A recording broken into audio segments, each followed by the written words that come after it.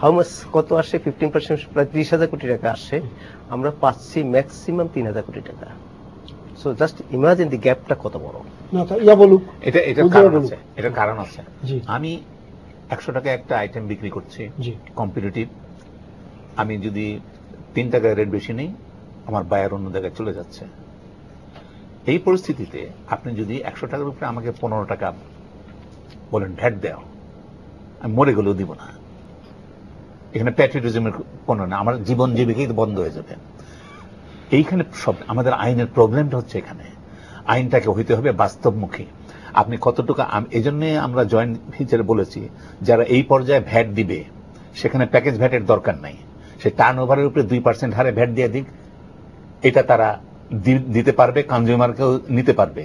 এবং প্রাইসটার মধ্যে VAT inclusive থাকলে ওইটা ম্যান্ডেটরি, বিদেশে গেলে আপনাকে কিন্তু যে বিল দিবে তাতে গেলে লেখা প্রাইস ইনক্লুডস ভ্যাট, ভ্যাট কিন্তু আলাদা দেখানো হচ্ছে না। তো এই ফরম্যাটটা আমরা প্রপোজ করেছি। এই ফরম্যাটটা যদি আলাপ করা হয় প্যাকেজ ভ্যাটটা লাগবে না। প্যাকেজ ভ্যাট সম্পর্কে আমাদের ভুল ধারণা ছিল। 1992 সাল থেকে প্যাকেজ ভ্যাট ইউরোপেও চালু আছে, এখনো চালু আছে, কিয়ামত পর্যন্ত চলবে। কেন? একটা লোয়েস্ট এন্ডে যে যারা ব্যবসা বাণিজ্য করেন তাদের জন্য একটা সিস্টেম দরকার। তারা প্যাকেজ ভ্যাট বলে না, ফ্ল্যাট রেটে একটা তারা ভ্যাট বলে। সেকশন 86 তাদের যে ইউ ভ্যাট ল, তার মধ্যে পরিষ্কার বলে দিয়েছে যে সমস্ত ক্ষেত্রে নর্মাল স্কেল অফ অ্যাকাউন্টিং নাই, নর্মাল স্কেল অফ বিজনেস নাই, সেই ক্ষেত্রে করার জন্য ফ্ল্যাট রেটে ইউ কান্ট্রির দেশগুলো ভ্যাট আরোপ করতে পারে, সেই হিসাবে তারা নিচ্ছে। আমাদের কথা ওইটা না, তারা তাদের সেন্সিটিভিটি অ্যাড্রেস করছে, আমরা আমাদের সেন্সিটিভিটি অ্যাড্রেস করব। আমাদেরকে দিতে হবে কমপ্লায়েবল একটা আইন করে দিতে হবে। আমাকে যদি বলা হয় 15%, তারপর তুমি বিল অফ লেডিং দাও, ওইটা দিয়ে ক্রেডিট নাও, এই ক্রেডিট নিয়ে ওই দোকানদার এগুলো করতে পারবে না। এই বিজনেসটা আমাদের কালচারে নাই, এটা আমাদের হিসাবের কালচারে চট করে ঢুকবে না। আপনি এই যে রিপোর্ট দেখেন, আমাদের 60টা মন্ত্রণালয়ের মধ্যে 2, 4, 5টা ছাড়া বাকিগুলি ডিফল্ট 10-15 বছর যাবত, সেখানে এটা আমাদের হাইয়েস্ট র্যাঙ্কিং। তো আমাদের লোয়ার এন্ডে ব্যবসা বাণিজ্যে কিভাবে এটা হবে? তো আমরা ভ্যাটের আইনের, ভ্যাটের সিস্টেমের এটা একটা ত্রুটি যে এটা অ্যাকাউন্ট বেসড ট্যাক্স সিস্টেম। তো অ্যাকাউন্ট বেসড ট্যাক্স সিস্টেম একটা উইকনেস, ত্রুটি বলবো না, weakness. Account based tax system করতে গেলে যে লেভেল অফ অ্যাবিলিটি, দক্ষতা দরকার, এই পার্টনার দক্ষতা আমাদের দেশে নাই। এই কারণে আমরা যেটা বলেছি, যেটা we have agreed with the committees, যে এইখানে প্যাকেজ ভ্যাটের আমাদের দরকার নেই, এটা ডিস্টরশন। এখানে যাদের কোটি টাকা ট্যাক্স হওয়া উচিত সেও 11,000, 12,000, 15,000 ট্যাক্স দিয়ে বেঁচে যাচ্ছে, হুইচ ইজ, এটার কারণ দুইটা। একটা হচ্ছে যে আমরা প্রথম থেকে বলে আসছি 91 সাল থেকে, যে ভ্যাট যদি ইম্পোজ করেন, এই আইটেমটা যদি ভ্যাট থাকে, এই আইটেমে বিজনেস করলে ভ্যাট রেজিস্ট্রেশন ছাড়া বিজনেস করা যাবে না, এই আইনটা আগে করেন। তা না হলে আমরা যারা বিজনেস করব আমরা ভ্যাট দিব, কিন্তু এটা যারা ভ্যাট দিবে না তারাও যদি ব্যবসা করে যায় তাহলে আমরা তাদের সাথে কম্পিটিশনে পারবো না। আমার প্রাইস 2%, 15% এইভাবে হাই হবে। এই জিনিসটা সরকার করতেছে না। আমাকে এনশিওর করতে হবে অ্যাডমিনিস্ট্রেটিভলি যে ভ্যাট যেটা প্রযোজ্য, সবার জন্য প্রযোজ্য, সরকার সেটা নেটের মধ্যে রাখতে পারবে, তাহলে মানুষ ভ্যাট দিবে। আমরা ওনার কাছে যাবো, তার আগে একটা ফোন আছে।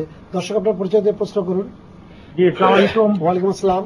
জি, আমি গোলাম আতোয়ার বলছিলাম রামপুরা থেকে। জি, আমি আপনাদের চাকরির নিয়মিত ব্যাট দাতা, কিন্তু আমার একটা সমস্যা হচ্ছে ব্যাট রিটার্ন দিতে গেলে 100-200 টাকা সবসময় দিতে হয়, না দিলে ওনারা ব্যাট রিটার্নটা জমা রাখতে চায় না। এবং এটার জন্য সুপারের কাছে গেলেও বলে যে নিচে ম্যানেজ করেন, টাইম কনজিউম করে 2 ঘন্টা 2.5 ঘন্টা আটকায় রাখে, কিন্তু টাকাটা দিলে সাথে সাথে রিসিভ করে রাখে। এটার প্রতিকার কি? আচ্ছা, এটা প্রতিকার হয়েছে অনলাইন ভ্যাট রিটার্ন সাবমিশনের ব্যবস্থা করা। আমি বারবার বলছি, মনসুর ভাই বলেছে এবং সবাই একমত, সারা পৃথিবীতে এটা প্রমাণিত যে প্রযুক্তি দিয়ে কিন্তু ব্যবস্থাপনাকে তৈরি করতে হবে, মানুষ উপর ছেড়ে দিলে হবে না। আমার সুপারিনটেন্ডেন্ট হোক, এসি হোক, যাকেই দায়িত্ব দেয় তিনি কিন্তু এটি যে অভিযোগ সেটি থাকবেই। তো সেজন্য আমরা এই যে 500 কোটি টাকার প্রকল্পটা বাস্তবায়ন করছি, এটি হয়তোবা আগামী 1 থেকে 1.5 বছরের মধ্যে ইনশাল্লাহ হয়ে যাবে। তখন কিন্তু ওনাকে আর ওই সুপারিনটেন্ডেন্টের কাছে যেতে হবে না, উনি অনলাইনে বাসায় বসে তার ট্যাক্সের ব্যাটারি দিতে পারবেন, তখন এই সংকটটা থাকবেন না। দায়িত্বশীল হতে হবে, ট্যাক্স দাতাকেও দায়িত্বশীল। উনি যেটা বললেন যে একটা গ্রহণযোগ্য মানে ট্যাক্স আরোপের যে বিষয়টা উনি বললেন, যে যেমন আমাদের যে যিনি এই খাতায় মেনটেন করে করেন, উনি যদি ওখানে লিখে দেন যে ওনার মনে করেন যে মাস শেষে 2 লাখ টাকা হচ্ছে, উনি ওখানে লিখে রাখছেন 20,000 টাকা বা 2 লাখ টাকা, এইটাকে আপনারা কিভাবে? এটার সমাধান একটাই, সেটা হচ্ছে যে পুরো ইকোনমিতে ই গভর্নেন্স, ডিজিটালাইজেশন এবং যেখানে যেখানে বড় বড় রেগুলেটরি বডি আছে, আপনি গাড়ি কিনবেন, আপনার সেই বিআরটি এর সাথে কিন্তু এনবিআরএস সিস্টেমকে কানেক্ট করতে হবে। আপনি ব্যাংকে অ্যাকাউন্ট রাখবেন, যে আপনি ঠিক আছে মিষ্টির দোকানে বিক্রি করলেন 10 লাখ টাকা, আপনি ভ্যাটের রিটার্নে দেখালেন যে 2 লাখ টাকা বিক্রি করছেন, আর 8 লাখ টাকা কিন্তু আপনি ব্যাংকে জমা রাখছেন। তো এই মতো যখনই এই জন্য ন্যাশনাল আইডেন্টিফিকেশন মানে ট্যাক্স পেয়ারের আইডেন্টিফিকেশনটা একটা ইম্পর্টেন্ট একটা ব্যাপার। আমাদের বর্তমানে যে আইডেন্টিফিকেশনটা আছে ইনকাম ট্যাক্সে, কাস্টমস এবং ভ্যাটে, আমাদের এখানে 1,70,000 ইম্পোর্টার আছে নিবন্ধিত, উডি বিলিভি, এবং এর মধ্যে ফেকই হয়েছে প্রায় 60-70%, যেটা মঞ্জুর ভাই অস্বীকার করতে পারবে না। ফেক তার মানে একই ব্যক্তি বিভিন্ন নামে 14টা আইআরসি করছে, যে 30 লক্ষের মতো যে টিন আছে ফেক করাপ্ট, এই একই নিয়মে আছে। ভ্যাট আছে 7 লক্ষ 8 লক্ষ, অথচ রিটার্ন দেয় মাত্র 50,000 করাপ্ট। এই সিস্টেম থেকে বেরোতেই হবে। এই সিস্টেম থেকে বেরোবার একমাত্র রিফর্ম হয়েছে ন্যাশনাল আইডেন্টিফিকেশন, যেটা না আমাদের ন্যাশনাল আইডি, এর ভিত্তিতে ট্যাক্স পেয়ারের আইডেন্টিফিকেশন হতে হবে। এবং সেই রিফর্ম আমরা অলরেডি শুরু করছি, যার আওতায় 16 লক্ষকে আমরা অলরেডি টিনে আনছি, ইটি আইন আনছি, ভ্যাটে আমরা করতেছি, এবং ওইটা অটোমেটিক আপনার ইম্পোর্টে হয়ে যাবে। এই রিফর্মটা কিন্তু একটা সমস্যা আছে, এটা আপডেট হয় না। মানে এখানে একটা যে প্রবলেম হচ্ছে, মানে তার অবস্থানগত দিকটা, যেমন আপনারা টিনে প্রতি বছর ইটিআইন যেটা আপনার যেটা করছেন প্রতি বছর কিন্তু আপডেট হচ্ছে, যে না আপনার কত ইনকামের হিসাব দিতে হয়। এনআইডি এমন একটা জিনিস, সেটা কোনো জায়গায় কোনো কিছু সেটা তাদেরকে আপডেট করতে হবে, সেটা তো আর গভর্নমেন্টের ব্যাপার, সেটা আপডেট করতে হবে। কিন্তু পৃথিবীর, আমি অস্ট্রেলিয়ায় কথা বলেছি যখন আমরা এই সিস্টেম, যে আমরা আমাদের ন্যাশনাল আইডির ভিত্তিতে ট্যাক্স পেয়ার আইডেন্টিফিকেশন ঠিক করতেছি, দে আর ভেরি হ্যাপি, কারণ তাদের ওই সুযোগটা নাই। তারা কিন্তু অন্যভাবে করতেছে। তারা এটা শোনার পরে বলছে তোমাদের সিস্টেমটা বেশি ভালো হবে। এখন যদি ন্যাশনাল আইডির মধ্যে কোনো সমস্যা থাকে, সেটা ইলেকশন কমিশনকে তো ঠিক করতে হবে, সেটা তাদের ব্যাপারে, ওখানে ঠিক করতে হবে। আমরা তাদের সাথে চুক্তি করেছি, এমওইউ করেছি, আমরা তাদের সার্ভিস নিতে পারবো। এখন ওখানকার সমস্যা থাকলে সেটা তাদেরকে অ্যাড্রেস করতে হবে, বাট আমরা ওটার ভিত্তিতে, আর যার ন্যাশনাল আইডি থাকবে না, সে পাসপোর্ট বা অন্য যেভাবে যে কোনো সিটিজেন, সে ন্যাশনাল হোক বিদেশি হোক, দেশে রাষ্ট্রে যে বসবাস করবে, সে ব্যবসা বাণিজ্য করতে গেলে তার কিন্তু একটা আইডেন্টিফিকেশন লাগবে। পৃথিবীর যে কোনো দেশে ট্যাক্সি রিফর্ম করতে গেছে, প্রথম রিফর্ম হচ্ছে তার আইডেন্টিফিকেশন। আপনি যদি আইডেন্টিফিকেশন ঠিক করেন, তাহলে গাড়ি কিনলে ওই একই নাম্বারে কিনতে হবে। আপনি ব্যাংক অ্যাকাউন্ট 100টা করেন, আপনার ওই একই নাম্বারে করতে হবে, একটাই থাকবে। আপনি জমি কিনেন, একই নাম্বারে থাকবে। সো আপনি যখন রিটার্নের মধ্যে সাপ্রেস করবেন কোনো তথ্য, তখন কিন্তু রিস্ক ম্যানেজমেন্ট, আমরা একটা রিস্ক ম্যানেজমেন্ট, রেভিনিউ ম্যানেজমেন্ট একটা রিস্ক ম্যানেজমেন্ট বলে, যে কে রিটার্ন সাপ্রেস করলো, বিজনেসের সাইজ তো প্রোফাইল তো আমাদের কাছে সিস্টেমে থাকবে।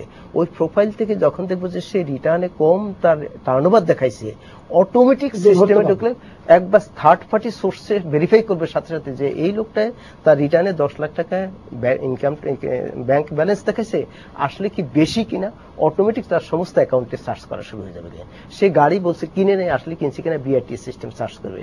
সে জমি বলছে কিনে নেয়, কিনছে কিনা ল্যান্ড রেজিস্ট্রেশন ডিপার্টমেন্ট সার্চ করবে। এইরকম মেজর রেগুলেট, সে কোনো প্রকিউরমেন্ট করে নাই বলছে, প্রকিউরমেন্ট কোনো ডিপার্টমেন্টে টেন্ডারে পার্টিসিপেট করে নাই বলছে, কিন্তু করছে কিনা অটোমেটিক থার্ড পার্টি ভেরিফিকেশন হয়ে যাবে।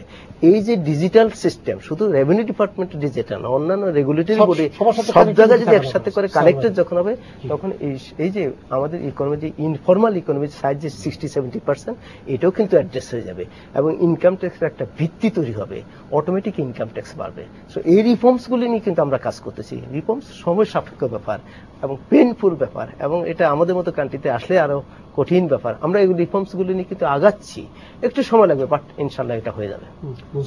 দেখুন, ট্যাক্স কেউ শখ করে দেয় না, ট্যাক্স সবসময় কষ্ট করে দিতে হয়, এটা সত্যি কথা। আমাদের আমি বহুত আগে আমাদের এক প্রফেসর ছিলেন, ডাইরেক্টর IMF এ ফিজিক্যাল অ্যাফেয়ার্স এর নাম Vito Tanzi, very scholarly person. উনি একটা আর্টিকেল লিখেছিলেন যে there is no country in the world যেখানে ট্যাক্স শতপ্রণোদিত হয়ে যায়। এগুলো বলি আমরা যে ট্যাক্স পেয়ার প্রণোদনা মুক্ত, কিন্তু আসলে দেয় কারণ সে মনে করে যে আমি যদি না দেই আমি ধরা পড়ে যাব, সেটাই হচ্ছে ক্রেডিবল থ্রেট। এবং এই জন্যই সেফগার্ড গুলো বিভিন্ন সোর্স থেকে ইনকাম গুলো গ্যাদার করতে হয়। আমেরিকা, পৃথিবীর সব দেশে, উন্নত দেশগুলোতে দেখবেন পেরোল ট্যাক্স হচ্ছে একটা ইনকাম ট্যাক্স কালেকশন একটা বিরাট উপায়, এবং বাংলাদেশে কিন্তু পেরোল ট্যাক্স 2% কালেক্ট করে, এবং ইংল্যান্ডে কালেক্ট করে 87%-এর মতো, 86%-এর মতো। এই যে হিউজ ডিফারেন্স, এটা যদি আমরা ক্লোজ করতে পারি তাহলে কিন্তু আমরা ইনকাম ট্যাক্স অনেক বেশি।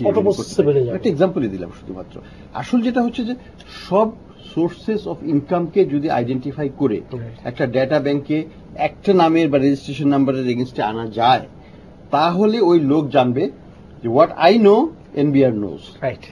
আমি এখন এই প্রেক্ষাপটে আমাকে ডিক্লেয়ার করতে হবে যে আমাকে অ্যাটলিস্ট আমি গত বছর 50 লাখ টাকা রোজগার করেছি, আমি তখন 5 লাখ টাকা বলে বা 2 লাখ টাকা বলে আমি এখন এই সুযোগগুলি আছে। এই জিনিসটা একটা জিনিস। আর করদাতা যেটা বললেন সঠিক কথাই, উনার জন্য সুবিধা হচ্ছে অটোমেশন, সব দেশে চালু হয়ে গেছে। আমি নিজে ফিল আপ করবো, আমি নিজে অটোমেটিক সাবমিট করে দেবো, সেটা অটোমেশন হতে হবে, পোস্ট অফিসের থ্রুতেই যাবে। আমাকে যেটা ফেস টু ফেস ইন্টারফেস, এটা কোনো সময় রাখতে হয় না। আমি তো প্রায় 32 বছর আমেরিকাতে ছিলাম, কানাডাতে ছিলাম, ইনকাম ট্যাক্স সাবমিট করেছি। কোনোদিনও তো কোনো ট্যাক্স অফিসে আমাকে যেতে হয়নি, তখন তো কম্পিউটারও ছিল না, কিন্তু আমরা মেল করে দিতাম, যে পোস্ট অফিসে যে মেল করে দিতাম, এবং দ্যাট ওয়াজ এনাফ। এই যে সিস্টেমটা যে আমাকে ইন্টারফেসটা করতে দিচ্ছে না, দ্যাটস দ্য বেস্ট সিস্টেম। বাংলাদেশে ওই সিস্টেমটা নাই। আমরা সার্কেল বেস করে এটাকে এক ধরনের কাছাকাছি নিয়ে আসছি। আমরা ব্যক্তি এবং ট্যাক্স অফিসিয়ালকে মোটামুটি ভাবে সম্পর্কিত করে ফেলছি, সেটা কিন্তু ভালো না। এটাকে যতখানি ডিস্টেন্সে রাখা যায় সেটাই ভালো। আমরা ওয়াশিংটনে ট্যাক্স রিটার্ন ফাইল করতাম, আমাদের ট্যাক্স রিটার্ন যেত মন্টানা, যেখানে আমি জীবনেও যাই নাই, যাবও না কোনোদিন, সেখানে যেত। ক্যালিফোর্নিয়া ফাইল করতো, যেত ভারমন্টে চলে যেত সেটা প্রসেস করার জন্য। মানে 2-3 হাজার মাইল দূরের লোক প্রসেস করছে, কোনো মতেই তারা ট্যাক্স পেয়ারকে আইডেন্টিফাই করতে পারবে না। এই যে সিস্টেমগুলো, আমাদের সেই দিকে যেতে হবে। ব্যক্তির সাথে ট্যাক্স পেয়ার, ব্যক্তির সাথে কর্মকর্তার কোনো সম্পর্ক রাখা যাবে না। সেটা করতে পারলেই আমরা দেখা যাবে যে আমাদের কর ব্যবস্থার অনেক উন্নতি হবে।